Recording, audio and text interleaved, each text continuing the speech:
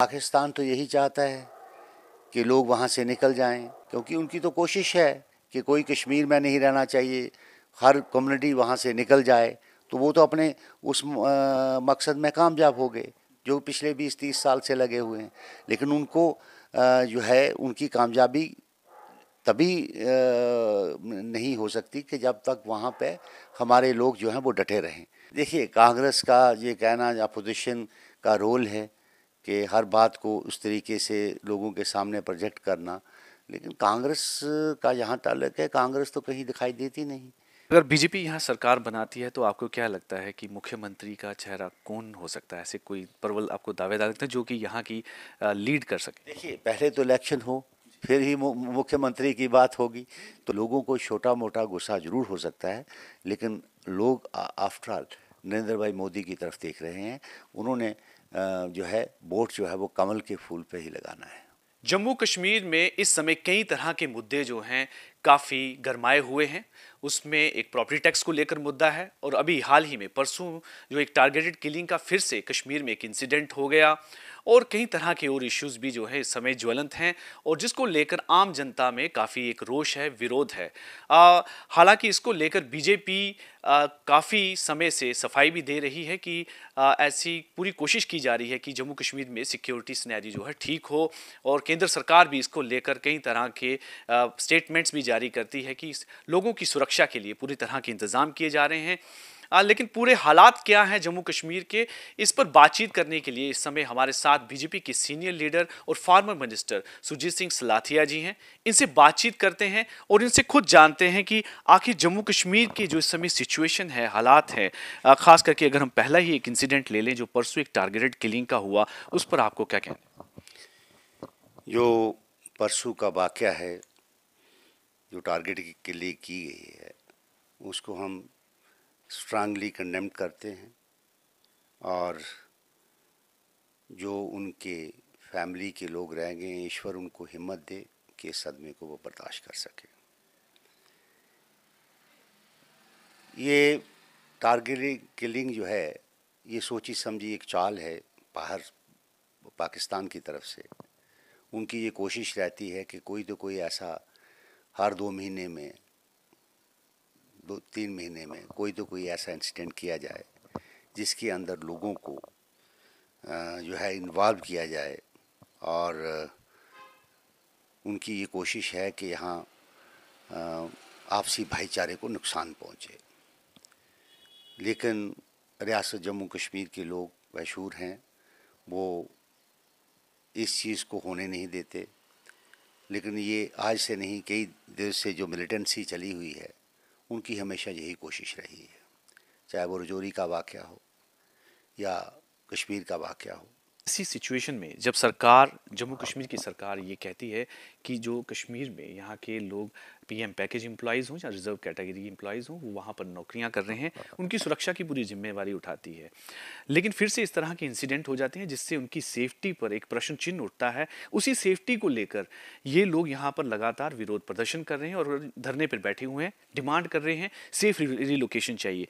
ऐसे जब इंसिडेंट होते रहेंगे, क्या ऐसे में जो उनका डिमांड है वो जस्टिफाइड है ना? देखिए, जो पीएम पैकेज की तरफ से जिन लोगों को रोज़गार वहाँ दिया गया और कुछ खास करके जो रिज़र्व कैटेगरी के बच्चे हैं और बच्चियाँ हैं, वो भी आज वहाँ वैली के अंदर अपनी सर्विसेज जो है वो दे रहे हैं। पीछे भी इस पे बात हुई थी, जो हमारे एलजी साहब हैं उनसे भी डेलीगेशन मिला था, पार्टी की तरफ से भी ये पॉइंट रखा गया था कि जो लोग दूर दराज एरिया में नौकरी अपनी एम्प्लॉइज़ हैं तो उनको डिस्ट्रिक्ट हेडक्वार्टर में रखा जाए। तो उसके लिए कुछ चीज़ें की भी गई हैं कि उनको सेफ रखा जाए और अगर कोई ऐसी बात है कि कोई लोग बाहर हैं तो कम से कम उनको डिस्ट्रिक्ट लेवल पे जो है उनको सुरक्षा भी दी जाए और वो लोग जो हैं वो वहाँ पे रखे जाएं ताकि वो टारगेट जो किलिंग हो रही है उससे बचाव हो सके। क्योंकि अगर किसी डिस्ट्रिक्ट में वो डिस्ट्रिक्ट ऑफिस में होंगे तो वहाँ पे ऑलरेडी सिक्योरिटी के इंतज़ाम होंगे। हर एक आदमी को सिक्योरिटी देना नामुमकिन है, क्योंकि कोई आदमी अगर सुबह से शाम तक ड्यूटी देता है उसके बाद किसी दुकान पे जाता है सामान लेने के लिए, तो जो लोग इस काम में लगे हैं उनकी ये कोशिश रहती है कि हम किस तरीके से टारगेट करें। तो ये बड़ा मुश्किल है कि हर एक आदमी को सिक्योरिटी देना, लेकिन जहाँ तक एम्प्लॉइज़ का ताल्लुक है इनको डिस्ट्रिक्ट लेवल पे और सेफ़ जगहों पे लगाना चाहिए, और जिससे नुकसान जो है वो कम हो। लेकिन डिस्ट्रिक्ट की जब आप बात करते हैं, असुरक्षा तो वहाँ भी हो सकती है। अभी आपने जैसे ज़िक्र किया कि उन्हें बाहर जाना पड़ेगा कुछ सामान लेने के लिए। ऐसे में जो उनकी डिमांड है कि उन्हें रीलोकेट किया जाए सेफ लोकेशन पर, खास करके अब दोनों की डिमांड है कि जम्मू रीजन में उन्हें कहीं भी पोस्टेड कर दिया जाए जब तक हालात वहाँ पर नॉर्मल नहीं होते हैं। उनकी इस डिमांड के बारे में आप क्या कहेंगे? देखिए, वो तो पाकिस्तान तो यही चाहता है कि लोग वहाँ से निकल जाएं, वो अपने उसमें कामयाब हो जाएं, तो उनकी कामयाबी इसमें नहीं होगी। हमें जो है इसके लिए हमें अपना काम करना चाहिए। जो इनकी सेफ्टी का काम है उसके लिए सरकार को चाहिए कि वो उनकी सेफ्टी का इंतज़ाम करें, क्योंकि उनकी तो कोशिश है कि कोई कश्मीर में नहीं रहना चाहिए, हर कम्युनिटी वहाँ से निकल जाए। तो वो तो अपने उस मकसद में कामयाब हो गए जो पिछले 20-30 साल से लगे हुए हैं। लेकिन उनको जो है उनकी कामयाबी तभी नहीं हो सकती कि जब तक वहाँ पे हमारे लोग जो हैं वो डटे रहें। और आपने देखा होगा कि मिलिटेंसी की कमर टूट गई है। आज वो वक्त नहीं रहा कि आज आप देखिए कि जो भी ये इंसिडेंट करता है दूसरे दिन उसको कब्र में पहुंचा दिया जाता है। अब पिछले दिनों एक मुद्दा और काफ़ी यहाँ पर गरमाया रहा, वो था प्रॉपर्टी टैक्स को लेकर। प्रॉपर्टी टैक्स को लेकर काफ़ी लोगों के बीच में भी एक विरोध देखा गया, और आम कई ऑर्गेनाइजेशंस की तरफ भी, चाहे वो कारोबारी ऑर्गेनाइजेशंस क्यों ना हो, उनमें भी विरोध देखा गया। मैं सबसे पहले जानना चाहूँगा कि प्रॉपर्टी टैक्स को लेकर आपका अपनी क्या राय है? देखिए, सवाल इस बात का है कि जब से ये यूटीज़ बना है, तो जब से यूटी बना है तो बड़े सेंटर लॉज जो हैं यहाँ पे नाफज हुए हैं, और जो बाकी वाली यूटीज़ है, चाहे वो चंडीगढ़ हो, चाहे आपका बाकी यूटीज़ हैं, जो भी 5-6 यूटीज़ हैं यहाँ पे, उनके जो कानून हैं वो भी यहाँ नाफज किए जा रहे हैं। तो एक प्रयास किया गया, इससे पहले भी कई दफ़ा प्रॉपर्टी टैक्स की बात हुई है, ये आज नई बात नहीं है।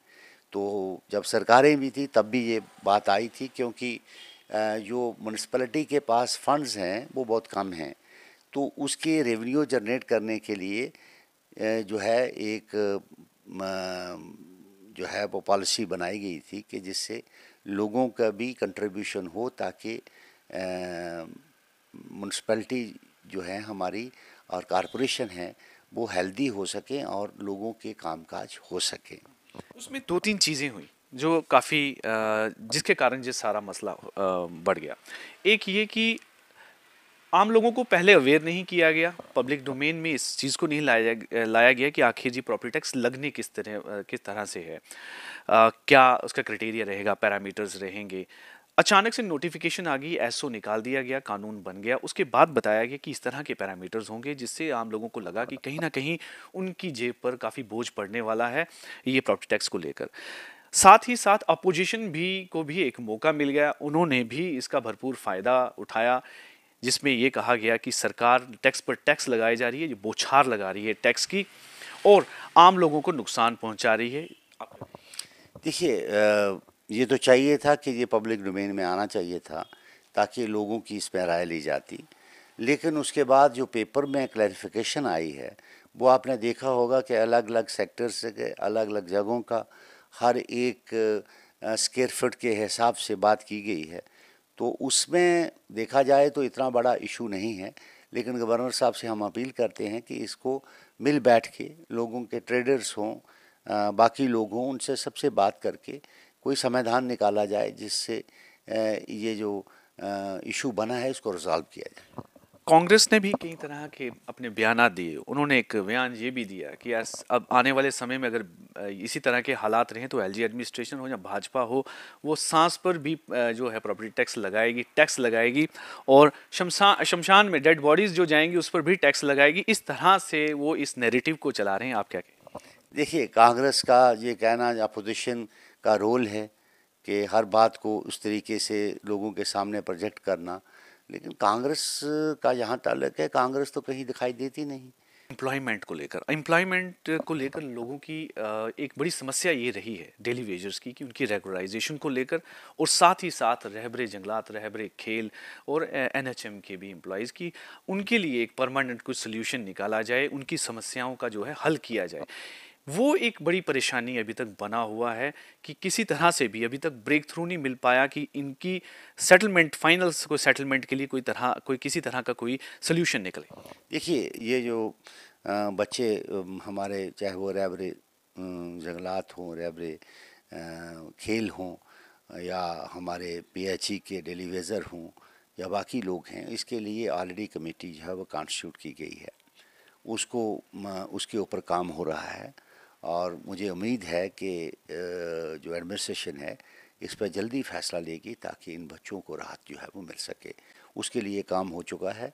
उसके लिए हमने ऑलरेडी अलग अलग फॉर्म पे बात की है, गवर्नर साहब से भी बात की थी, ताकि इन बच्चों का कोई समाधान निकले, ताकि ये रोज़ जो धरने पे बैठे हैं इनकी कम से कम अपनी रोज़ी रोटी जो है उसको महफूज किया जाए। उसके लिए उन्होंने एक कमेटी कॉन्स्टिट्यूट की है, तो उसके मुताबिक आगे की क्या कार्रवाई होगी। उस कमेटी का क्या हुआ? एक्चुअली एक कमेटी, कुछ कमेटियां जो हैं भारतीय जनता पार्टी ने भी बनाई थी, ताकि वो इन मसलों को लेकर अपनी एक रिपोर्ट तैयार करें। वो रिपोर्ट जो है आप सेंटर तक पहुंचाएंगे, ताकि उस हिसाब से जो है इस मसले को हल किया जाए। उनका क्या हुआ? वो जो कमेटीज़, जो भारतीय जनता पार्टी के भी कुछ लोग जो है इन्वॉल्व किए गए थे, ताकि उनके साथ, वर्कर्स के साथ बैठ के बातचीत की जाए कि वो क्या चाहते हैं, क्या उसमें उनकी क्या परेशानी है। वो उस पर ऑलरेडी एक पेपर तैयार किया गया है, और वो पेपर जो है वो तैयार करके पार्टी ने एलजी साहब के दफ्तर में, और एलजी साहब से मिले भी हैं, और उनको ये इस पे जो सारा काम किया गया है उस पर दिया गया है, ताकि उसके ऊपर बाकी जो है दिल्ली में जो है होम मिनिस्टर ऑफ इंडिया के पास भी इस कागज़ को पहुंचाया गया है। ये तो होगी गवर्नमेंट एम्प्लॉयमेंट की बात। अब एक और चीज़ बड़ी अहम थी कि प्राइवेट एम्प्लॉयमेंट ज़्यादा से ज़्यादा जो है जनरेट की जाए, जिसके लिए इन्वेस्टमेंट भी, क्या ये बताया गया, काफ़ी आ रही है, ताकि इंडस्ट्री को यहाँ ग्रो किया जाए, बढ़ाया जाए, और यहाँ के जो युवा हैं, यहाँ के लोग हैं, उनको प्राइवेट सेक्टर में ही एम्प्लॉयमेंट, बेहतर उसको एवेन्यू जो मिले। लेकिन उसमें ये देखा गया है कि इंडस्ट्री ग्रो करने की बजाय वो एक स्टैग्नेशन पे भी है, एट द वर्ज ऑफ कई सारे यूनिट जो हैं क्लोजर में भी हैं, क्योंकि उनके लिए कई, उन्हें जो ज़रूरतें होती हैं वो नहीं मिल पाती हैं। आप इस पर क्या कहें? देखिए, जो इंडस्ट्रीज़ पॉलिसी रियासत जम्मू कश्मीर में लाई गई है, मैं ये समझता हूँ कि सबसे बेहतर इंडस्ट्री पॉलिसी है, जिसके काफ़ी बेनिफिट्स जो हैं वो नए यूनिट्स को मिलेंगे।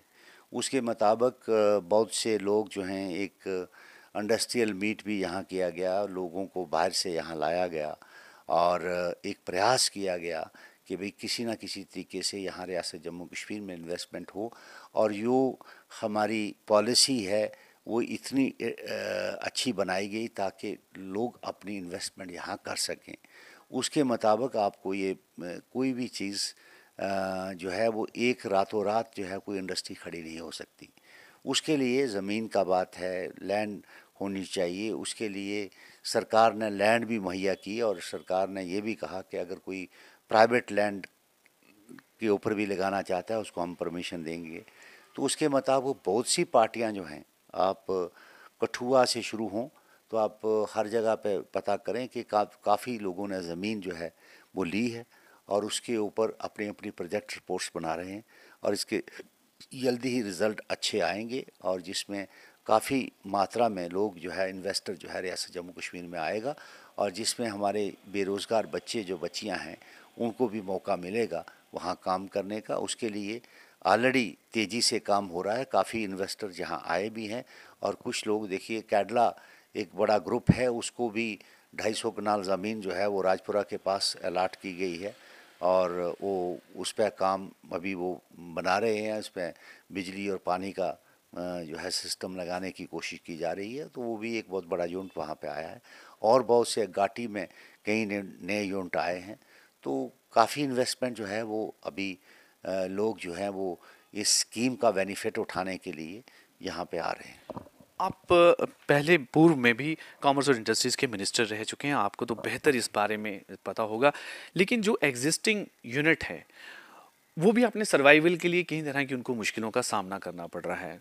एक और इशू इसमें आता है लीज़ एक्सटेंशन को लेकर भी, जिसको लेकर जो इंडस्ट्रियलिस्ट हैं उनको काफ़ी मुश्किलों का सामना करना पड़ रहा है, जिस पर वो ये तर्क देते हैं कि अगर हमारे लिए इतनी मुश्किलें हैं तो अभी और जिसके बारे में सोच रहे हैं कि नई नई इंडस्ट्री इसमें आए, ग्रो करे, तो उनके लिए तो और राह जो है मुश्किल होगी।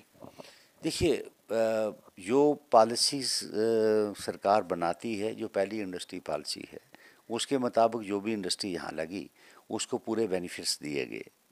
उसको चाहे वो सब्सिडी का इशू था, ट्रेड ट्रांसपोर्ट सब्सिडी का इशूज़ था, बाकी चीज़ें थी वो दी गई। टाइम टाइम पे जो कानून बदलते हैं उसके मुताबिक बेनिफिट्स जो हैं वो दिए जाते हैं। अब इंडस्ट्रीज़ का ये कहना कि हमें कुछ नहीं मिल रहा है, इंडस्ट्रीज़ के लिए भी जो पुरानी इंडस्ट्री है उसको भी मद्देनज़र रखा गया है। उसके लिए भी आप जिसकी 50 करोड़ की या 20 करोड़ से ऊपर टर्नओवर है, उसको भी हम 50 लाख रुपया गवर्नमेंट ने अनाउंस किया है कि हम 50 लाख रुपये के करीब उसकी मदद करेंगे। तो ऐसी बात नहीं है कि यहाँ पे कोई ऐसी बात है। उसमें जो जो चीज़ें जैसे 10 साल का इनकम टैक्स फ्री का इश्यूज़ था, तो वो जब 10 साल पूरे हो गए तो उसके बाद ख़त्म होगा। अब जो नई इंडस्ट्री पॉलिसी आई है उसमें जो नई प्रोग्राम हैं वो शामिल हैं, उसमें हर एक को बेनिफिट हो सकता है। जो पुरानी इंडस्ट्री भी यहाँ इतनी ऐसी नहीं, अब जो लोग यहाँ आए, कुछ लोग इंडस्ट्री बंद भी हुई हैं, इसमें कोई शक नहीं।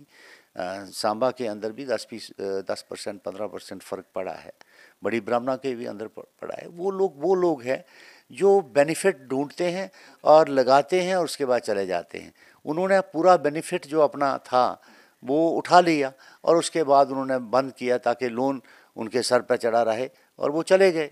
ये आरोप बहुत पहले से भी लगता रहा है और ये मुद्दे बहुत बार उठे भी हैं कि यहाँ पर जो इंडस्ट्री सेटअप करने के लिए आप जब इनवाइट करते हैं तो सिर्फ फ़ायदा ढूंढते हैं, फ़ायदा ढूंढ के चले जाते हैं, जिसमें ना सरकार को फ़ायदा होता है यहाँ की, और ना यहाँ की जो एम्प्लॉयमेंट जनरेशन की जो बात की गई होती है ना उसको फ़ायदा होता है। ये एक बहुत बड़ी प्रॉब्लम है। इस प्रॉब्लम को अभी तक सॉल्व क्यों नहीं? मुझे ये बताइए कि एक आदमी जो बॉम्बे का रहने वाला है, जो दिल्ली का रहने वाला है, जो गुजरात का रहने वाला है, अगर आपका अच्छा पैकेज होगा तो यहाँ आएगा ना। अब मुझे बताइए कि हम टेल एंड पे हैं, हम रियासत जम्मू कश्मीर में टेल एंड पे है। जो प्रोडक्ट आएगा हमें रॉ मटेरियल भी बाहर से लेना है, बनाना है, उसके बाद भी बाहर भेजना है। तो उसका कंपटीशन करने के लिए हमें जो है उसका मुकाबला बाकी लोगों के साथ करना है। तो उसके लिए हमें तो जो पैकेज मिलता है उसी के मुताबिक अच्छा पैकेज होगा तो लोग बाहर के आके यहाँ इन्वेस्ट करेंगे।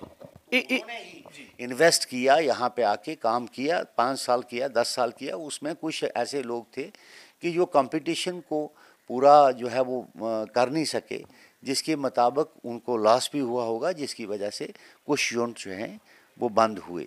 ऐसी बात नहीं है कि बाकी यूनिट चल रहे हैं। जो काम करने वाले लोग हैं, चाहे एमकेयर हो, आपका यूफ्लेक्स हो, आपके सरस्वती केमिकल हो, बहुत से यूनिट जो हैं वो कंटिन्यूस चल रहे हैं और वहाँ पे 80% 90% लोकल लोग हमारे बच्चे बच्चियाँ काम कर रहे हैं। इस तरीके से अभी हालात चल रहे हैं और ये बताया भी जा रहा है कि शायद आने वाले कुछ महीने में यहाँ पर विधानसभा के चुनाव हो सकते हैं। उसको लेकर अब भाजपा एक अपना दावा कर दी है और उन्होंने एक लक्ष्य भी रखा है कि 50+ जो है उन्होंने करना है और सरकार बीजेपी की होगी।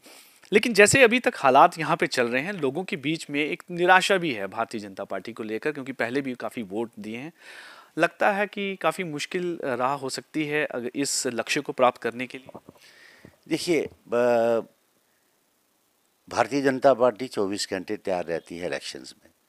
इलेक्शन कब भी हों, हम पूरी अपना काम करते हैं और पूरी तैयारी होती है। हमारा काम है लोगों के बीच जाना। जो प्रोग्राम जो स्कीमें हैं भारतीय जनता पार्टी की, जो सरकार की स्कीमें हैं जो लोगों के लिए हैं, उसको उजागर करना और लोगों के बीच रहना और अपना काम करना, हम 24 घंटे तैयार रहते हैं। यहाँ तक ये कहना है कि कोई और यहाँ पे कोई लोगों को छोटा मोटा गुस्सा ज़रूर हो सकता है, लेकिन लोग आफ्टर ऑल नरेंद्र भाई मोदी की तरफ देख रहे हैं। उन्होंने जो है वोट जो है वो कमल के फूल पे ही लगाना है। अगर बीजेपी यहाँ सरकार बनाती है तो आपको क्या लगता है कि मुख्यमंत्री का चेहरा कौन हो सकता है? ऐसे कोई प्रबल आपको दावेदार लगते हैं जो कि यहाँ की लीड कर सके? देखिए, पहले तो इलेक्शन हो, फिर ही मुख्यमंत्री की बात होगी। तो जो भी फैसला, क्योंकि ये मुख्यमंत्री जो है बनाने का काम जो है, यहाँ पे कोई किसी के पास नहीं है। जो सेंटर तय करेगा, जो लीडर्स वहाँ तय करेंगे कौन होगा कौन नहीं होगा, ये उनके पास अख्तियारात है। आपको आपको लगता है कि यहाँ पर ऐसे कैंडिडेट ज़रूर हैं जो एक मुख्यमंत्री पद को यहाँ पर हो सकते हैं? वो तो आने वाले वक्त में ही बताया जा सकता है कि क्या होने वाला है क्या नहीं होने वाला। पहले तो सबसे पहले है कि इलेक्शन के मोड में आएँ और इलेक्शन करवाएं, जिसके लिए लोगों की भी डिमांड है और हम भी तैयार हैं। जब भी इलेक्शन हो उसके बाद सरकार भारतीय जनता पार्टी की बनेगी। आप भी तैयारी में हैं अगर इलेक्शन अनाउंस होते हैं, क्योंकि आपने भी बहुत काम किया अपनी कंस्टिट्यूंसी में? नहीं, देखिए, इलेक्शन जब भी हो तो लोगों के लिए मैं समझता हूं कि इलेक्शन ही एक प्रोसेस है, जो जो एक माध्यम है। एमएलए के ज़रिए ही लोगों को राहत मिल सकती है। में पॉपुलर गवर्नमेंट का होना ज़रूरी है और एक रिप्रेजेंटेटिव होना। होना बहुत ही ज़रूरी है कि जिसके मुताबिक एक इजी अप्रोच है और जिसके मुताबिक लोग जो हैं वो एमएलएस के पास पहुंचते हैं और जो भी दुख तकलीफ़ है उसको अपने सामने रखते हैं, ताकि उसकी अपनी कोशिश होती है। और लोकल एमएलए हर चीज़ को जानता है कि यहाँ क्या मुश्किलात है, मेरे इलाके में क्या परेशानी है, पानी की है, बिजली की है, सड़क की है, तालाब की है, तो क्या और इश्यूज़ हैं, तो वो ज़्यादा बेहतर जान सकता है बनिस्बत गवर्नर रूल के। तो इलेक्शन होना ज़रूरी है, इसमें कोई दो राय नहीं। और जिससे ही तभी जाके लोगों को जो छोटी मोटी बातें हैं ये सारी ख़त्म हो जाएंगी जब इलेक्शन प्रोसेस होगा। जब यहाँ पे पॉपुलर गवर्नमेंट होगी तो ये इश्यूज़ जो हैं सॉल्व किए जा सकते। व्यूज़ टुडे के साथ बातचीत करने के लिए बहुत बहुत धन्यवाद। Thank you very much. तो ये थे फार्मर मिनिस्टर सुरजीत सिंह सलाथिया जी। तो इन्होंने इसका साफ तौर पर कई मुद्दों पर अलग अलग अपनी राय रखी है और कहा है कि इलेक्शन होना ज़रूरी है, क्योंकि आम लोगों के लिए एक रिप्रेजेंटेटिव ही एक ऐसा ज़रिया होता है जो उनकी बातों को सुन सकता है और उसे समय के साथ और जल्द से जल्द उन्हें रिजॉल्व कर सकता है। और मामलों को लेकर भी उन्होंने बात की है कि थोड़ी बहुत नाराज़गी हो सकती है लोगों के बीच में, लेकिन नरेंद्र मोदी जो है, मोदी गवर्नमेंट है, वो सबसे बड़ा एक ऑल्टरनेटिव है आम लोगों के लिए, क्योंकि उन्होंने जिस तरीके से इस पूरे देश को एक आगे बढ़ाया है वो एक सबसे बड़ी अचीवमेंट है भारतीय जनता पार्टी की और इस देश की। उसी को लेकर बात जो है आम लोग भारतीय जनता पार्टी को ही आने वाले समय में चुनेंगे और भारतीय जनता पार्टी की ही सरकार जम्मू कश्मीर में होगी।